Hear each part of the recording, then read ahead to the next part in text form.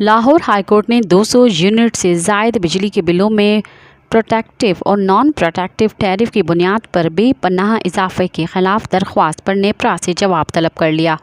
Lahore high court کے justice رسال حسن سید نے درخواست پر سماعت کی۔ درخواست گزار کی جانب سے اظہر صدیق ایڈوکیٹ نے دلائل دیے۔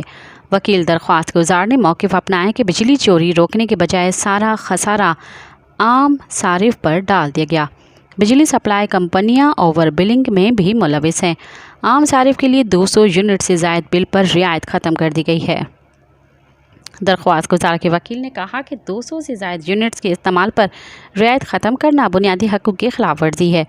200 سے زائد ایک بھی اضافی یونٹ کی قیمت سینکڑوں گنا بڑھانا اور 6 ماہ تک وصولی استحصال ہے۔